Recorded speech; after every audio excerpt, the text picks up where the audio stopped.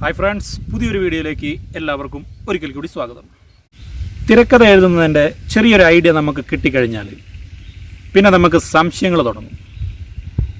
ഒരുപാട് സംശയങ്ങളായിരിക്കും എങ്ങനെ എഴുതണം എന്നുള്ളതിൽ.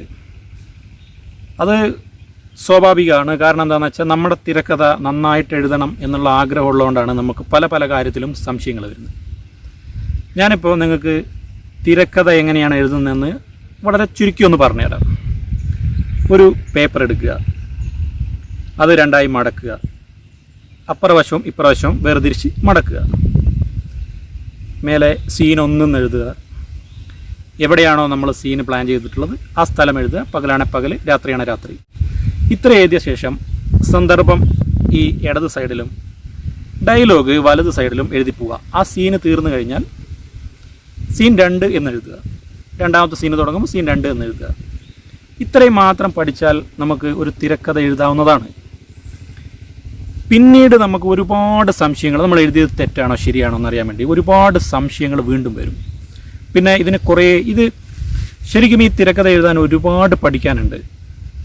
നമ്മൾ നല്ല അടിപൊളിയായിട്ട് ഒരാൾ കാണുമ്പോൾ തന്നെ നല്ല സ്റ്റൈലായിട്ട് തിരക്കഥ എഴുതാൻ വേണ്ടിയിട്ട് ഒരുപാട് കാര്യങ്ങൾ പഠിക്കാനുണ്ട്. പക്ഷെ നിങ്ങൾക്ക് നോർമലായിട്ടൊരു തിരക്കഥ എഴുതാൻ ഞാൻ ഈ ആദ്യം പറഞ്ഞ പോലെ ഇത്രയും കാര്യങ്ങൾ പഠിച്ചാൽ ഒരു തിരക്കഥ എഴുതാം. അപ്പോൾ നമ്മൾ എല്ലാ കാര്യങ്ങളും വ്യക്തമായിട്ട് പഠിച്ചിട്ട് ഒരു തിരക്കഥ എഴുതി, നല്ല അടിപൊളിയായിട്ടൊരു തിരക്കഥ എഴുതി, എന്നിട്ട് നമ്മളതൊരു സംവിധായകനെ കാണിക്കുന്നു. അയാൾക്കത് ഇഷ്ടപ്പെട്ടില്ല, എന്തു ചെയ്യും? ഒന്നും ചെയ്യാനില്ല. അപ്പോൾ ഇതിൽ മനസ്സിലാക്കേണ്ട എന്താണെന്ന് വെച്ചാൽ തിരക്കഥ എഴുതുന്ന ഫോർമാറ്റിനല്ല ഇതിൻ്റെ പ്രാധാന്യമുള്ളത്. ഇതിൽ നമ്മുടെ കഥയ്ക്കും അതുപോലെ തന്നെ ഓരോ സീനുകൾക്കുമാണ് നമ്മൾ പ്രാധാന്യം കൊടുക്കേണ്ടത്. അങ്ങനത്തെ കാര്യത്തിനൊന്നും ഒരിക്കലും നമുക്ക് വ്യക്തമായിട്ടുള്ള ഒരു മറുപടി ആരിൽ നിന്നും കിട്ടില്ല. അതിൻ്റെ കാരണം എന്താണെന്ന് വെച്ചാൽ, ഇപ്പോൾ നമ്മുടെ സങ്കല്പത്തിലാണ് ഒരു കഥയുണ്ടാകുന്നത്. അതിനെ എങ്ങനെ വേർതിരിക്കണം, അതിലെന്ത് ഡയലോഗുകൾ നമ്മൾ കൊടുക്കണം എന്നുള്ളത് നമ്മൾ തന്നെയാണ് ചിന്തിക്കേണ്ടത്. അത് മറ്റൊരാൾക്ക് പറഞ്ഞു തരാൻ സാധിക്കുന്ന ഒരു കാര്യമല്ല. കാരണം നമ്മുടെ സങ്കല്പത്തിലുള്ള കഥയ്ക്ക് എങ്ങനെ അതിനെ നന്നാക്കാം എന്ന് നമ്മൾ സ്വയം ചിന്തിച്ചിട്ടാണ് എഴുതി വെക്കേണ്ടത്. ഡയലോഗുകളായാലും സീനുകളായാലും എല്ലാം നമ്മൾ തന്നെ വേർതിരിച്ചെഴുതണം. മറ്റൊരാൾക്ക് പറഞ്ഞു തരാൻ പറ്റുന്നൊരു കാര്യമല്ല അത്. അല്ലെങ്കിൽ അത്രത്തോളം അറിവുള്ള ഒരാളായിരിക്കണം, നല്ലൊരു തിരക്കഥാകൃത്തായിരിക്കണം. എങ്കിൽ മാത്രമേ നമ്മളെ സഹായിക്കാൻ കഴിയുള്ളൂ. ഇപ്പോൾ നമ്മൾ ആദ്യമായിട്ടൊരു തിരക്കഥ എഴുതുമ്പോൾ ഒരിക്കലും അങ്ങനെ ഒരാളായിട്ട് നമുക്ക് കോണ്ടാക്ട് ചെയ്യുകയോ നമ്മളെ സഹായിക്കാൻ പറയുകയോ പറ്റും തോന്നുന്നില്ല. അപ്പോൾ ഞാൻ ഈ പറഞ്ഞത് എന്താണെന്ന് വെച്ചാൽ, നമ്മുടെ തിരക്കഥ എഴുതാൻ പഠിച്ചു കഴിഞ്ഞാൽ പിന്നീട് കഥയെപ്പറ്റിയും നമ്മളെ സീനുകളെ പറ്റിയുമാണ് കൂടുതൽ ചിന്തിക്കേണ്ടത്. സംശയത്തിൻ്റെ പുറകെ നടക്കരുത്. നമ്മൾ എഴുതുന്നത് തെറ്റാണോ ശരിയാണോ എന്നല്ല.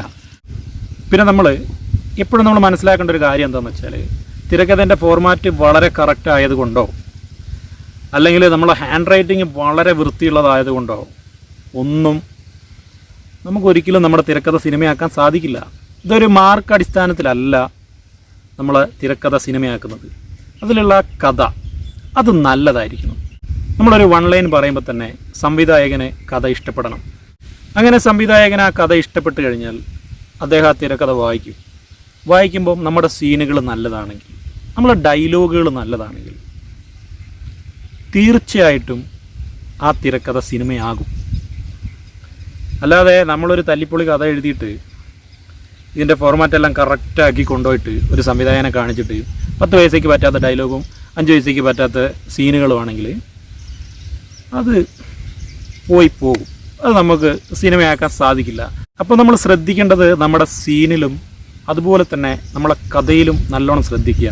ഡയലോഗിന് വളരെ പ്രാധാന്യമുണ്ട്. കാരണം ആദ്യത്തെ ഒരു 1-2 സീന് വായിക്കുമ്പോൾ തന്നെ അതിലെ ഡയലോഗുകളൊക്കെ വളരെ നല്ലതാണെങ്കിൽ, ആ സീനുകളും വളരെ നല്ലതാണെങ്കിൽ തീർച്ചയായിട്ടും നമുക്ക് നമ്മുടെ തിരക്കഥ സിനിമയായിട്ട് കാണാൻ സാധിക്കും. ഇപ്പം നമ്മുടെ തിരക്കഥ സിനിമയായി കഴിഞ്ഞാൽ സ്ക്രീനിൽ കാണുന്നത് നമ്മൾ എഴുതിയ പേപ്പറാണോ? അല്ല, നമ്മൾ എഴുതിയ സീനുകളും നമ്മൾ എഴുതിയ ഡയലോഗുകളുമാണ് കാണുന്നത്. സ്ക്രീനിൽ അതാണ് തെളിഞ്ഞു വരുന്നത്. അപ്പം അത് പ്രേക്ഷകർക്ക് ഇഷ്ടപ്പെടണം. അത് പ്രേക്ഷകർക്ക് ഇഷ്ടപ്പെടുന്ന രീതിയിൽ എഴുതാൻ വേണ്ടിയിട്ട് നമ്മൾ പ്രയത്നിക്കണം. അവിടെയാണ് നമ്മുടെ കഴിവ് തെളിയിക്കേണ്ടത്. അത് പ്രേക്ഷകർക്ക് ഇഷ്ടപ്പെട്ട് കഴിഞ്ഞാൽ നമ്മുടെ പടം വിജയിച്ചു. അപ്പോൾ അതിന് വേണ്ടിയിട്ടാണ് പ്രയത്നിക്കേണ്ടത്.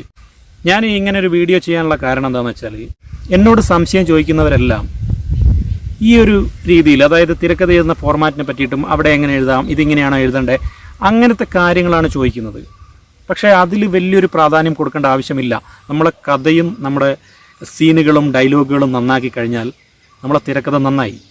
ഈ എഴുതുന്ന ഫോർമാറ്റിനെ വലിയൊരു പ്രാധാന്യം കൊടുക്കണ്ട എന്നല്ല, ആ ഒരു എഴുതുന്ന രീതിയെ നിങ്ങൾ വലിയൊരു സംഭവമായിട്ട് നിങ്ങൾ കാണണ്ട. നമ്മുടെ കഥ എത്രത്തോളം നല്ലതാണോ, അതുപോലെ തന്നെ നമ്മളെ ഡയലോഗുകളും സീനുകളും എത്രത്തോളം നല്ലതാണോ, അതാണ് ശരിക്കും ഒരു തിരക്കഥയ്ക്ക് പ്രാധാന്യമായിട്ടുള്ളത്. അല്ലാതെ നമ്മൾ എഴുതുന്ന രീതിയല്ല. അത് മനസ്സിലാക്കിക്കൊണ്ട് തിരക്കഥ നമുക്ക് എഴുതാം. അപ്പം ഈ ഒരു വീഡിയോയിൽ ഇത്രയും കാര്യങ്ങളെ ഞാൻ പറയുന്നുള്ളൂ. പുതിയൊരു വീഡിയോയുമായി ഞാൻ വീണ്ടും വരുന്നതായിരിക്കും. അപ്പോൾ നിങ്ങൾ ഈ ചാനൽ ഇതുവരെ സബ്സ്ക്രൈബ് ചെയ്തിട്ടില്ലെങ്കിൽ ചാനൽ ഒന്ന് സബ്സ്ക്രൈബ് ചെയ്യുക, വീഡിയോ ഒന്ന് ലൈക്ക് ചെയ്യുക. ഓക്കെ, അപ്പോൾ പുതിയൊരു വീഡിയോയുമായി വീണ്ടും കാണാം.